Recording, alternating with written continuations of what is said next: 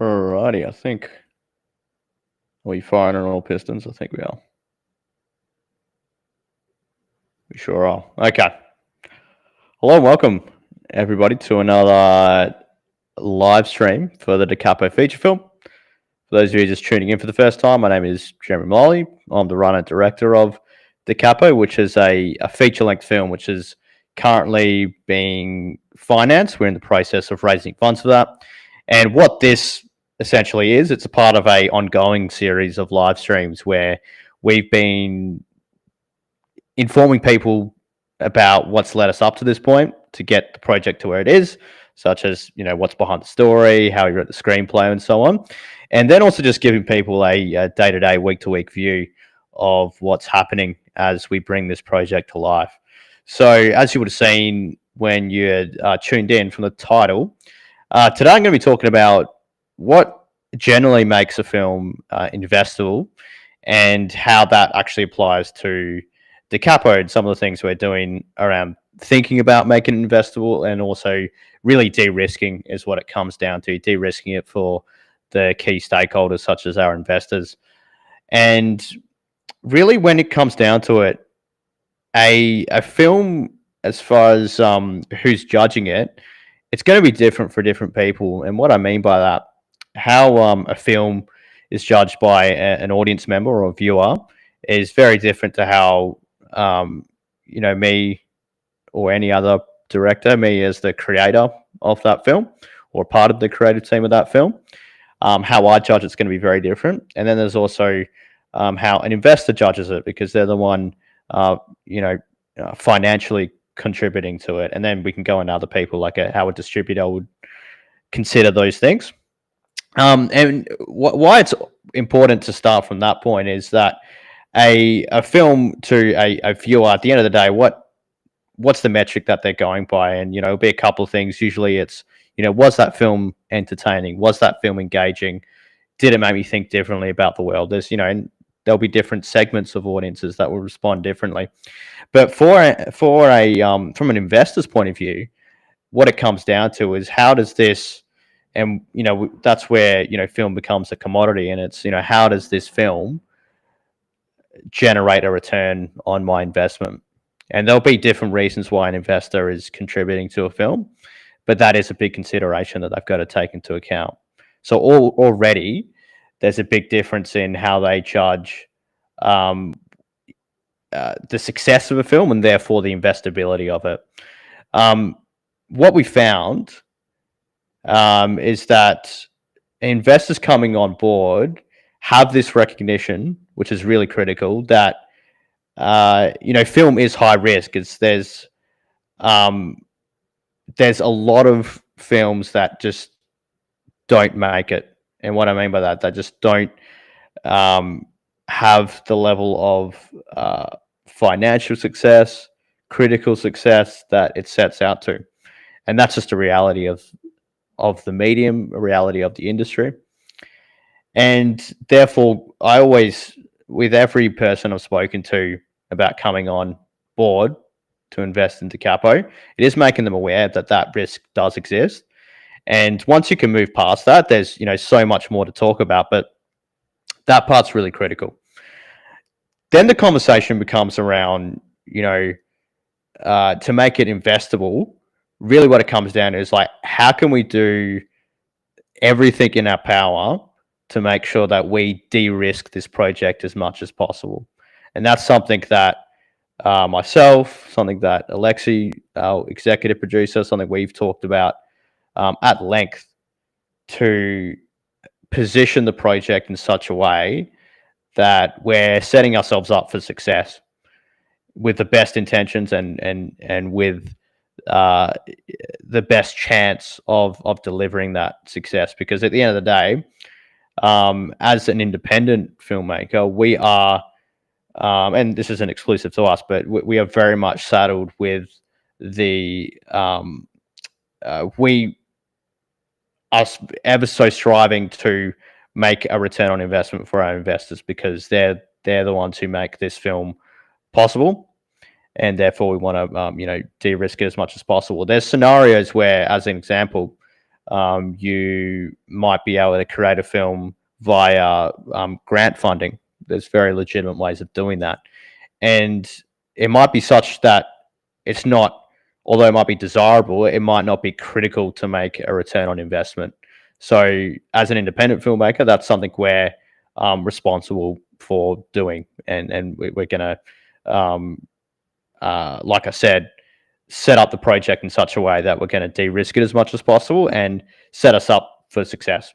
So, let me go through some of the ways that, in this case for Capo, how we're de-risking the project. The first one is I'll talk about the genre positioning, because Capo as a film, it sits in the genre space of crime drama and psychological thriller. Now, those are two very much overlapping genres, but also have their own positioning as well.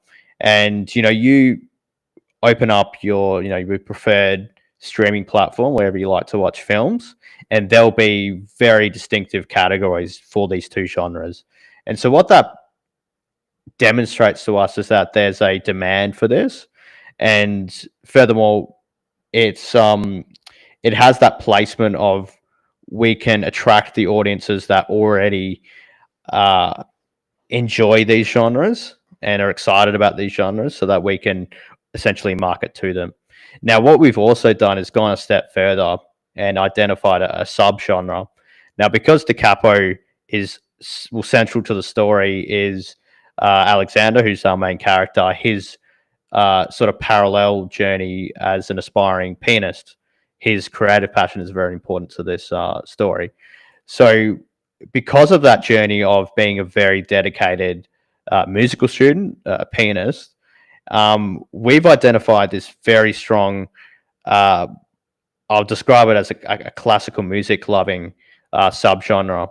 And just to give you a sense of how big that audience is, we've taken from the point of view of for those of you who listen to ABC Classic here in Australia, that audience has roughly a million listeners every week. And if you take in the UK, it's about, well, almost triple that. And I can't find similar statistics for the US, but just anecdotally, I know how large that audience is of classical musical lovers. So I would say it would be comparable, if not higher, than the UK based on their population. So that subgenre is a very strong one. And also what it additionally allows us to do is, and I'm starting to stray a little into marketing strategy here. It's probably better to do that in another life. But in any case, it allows us to be really targeted in the way we market this film to that wider genre audience, but then also that sub audience of the classical musical lovers. So that's the genre piece. The next piece I'll talk about is the controlled budget that we have. So in the scheme of filmmaking, this is definitely considered a low budget film. Generally, anything under 4 or 5 million is in that low budget threshold, and we sit very safely in that low budget category. It is this very delicate space, because in order to make a film of a certain caliber, of a certain quality, I believe within reason, it does require a certain amount of budget. So I remember years ago, I was considering budgets closer to 1 million. And then it's crept up over time in order, like, once there was this, as I learnt more about the film producing side of things, just how important it is to have certain factors, and then that involves more resources, more crew, etc. So why that's important to mention is we've been very careful in how we've constructed the budget, so that it's put it this way, enough to make it it's not the biggest version of the film, but it's the right size version of the film. And what I mean by that, we've been very careful in where we allocate our budget, for example, cast, which I'll get to in a moment, in order to make a film that's of a high caliber. Now, that being said, because it still sits in that low budget range, it means that it's a lower recoup threshold for our investors. So in other words, there's a lower threshold that we need to achieve in order to start recouping that revenue that the investor has contributed to the film. Because I mentioned it already, let's talk a bit about casting, attachment, and the talent that we're looking for. Something early on that I was really keen to do was to have known talent in this film for two reasons. One, I believe good acting leads to good performances and a good film. So from a quality assurance point of view, if you want to call it that, it's it it guarantees a certain quality that the film calls for. Especially, Capo is very performance driven. It's very relationship driven. So the chemistry between the actors is just as important as any of the other elements in this film. The second reason why that's important from the standpoint of strategy is finding the right talent that has name recognition, especially internationally, allows us to, again, attract a wider audience that we just wouldn't have access to were we not to do that. Or in other words, it would be harder to reach that audience, whereas we have an access to it through a known talent. And I'll talk about who we're considering for that in another live, because it deserves another live, frankly. Beyond that, though, that's the casting side of things.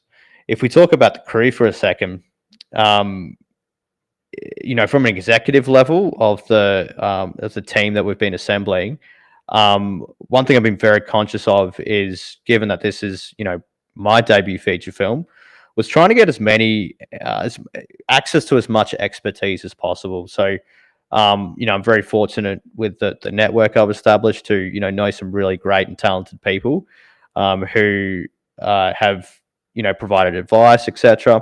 But then there's also people who have actually come on board to the project, which is really critical, and something we'll continue to do as we build that team is bring in expertise that's going to strengthen this project and provide that assurance that we're going to be able to deliver an amazing quality film. Because at the end of the day, it comes down to the work. The last thing I'll talk about, which I've sort of already touched on, is how we're de-risking it, is the international appeal that the project has.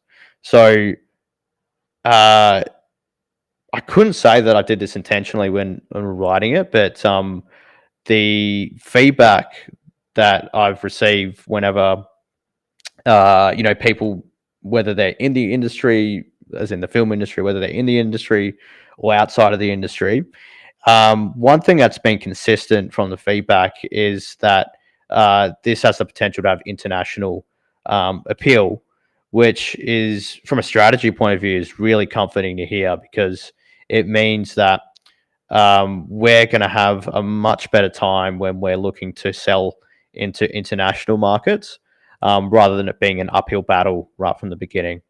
I've heard, anecdotally from people, especially from filmmakers here in Australia, just how challenging it has been in the past for them to sell internationally. So it's really comforting, especially from trusted people in the industry, to hear that this project has the potential to have international appeal. So sort of to close off and wrap off on what I've been talking about is, we've put a lot of thought into de-risking the project as much as possible, because from day one, any independent film of this kind, like I said, is going to be high risk.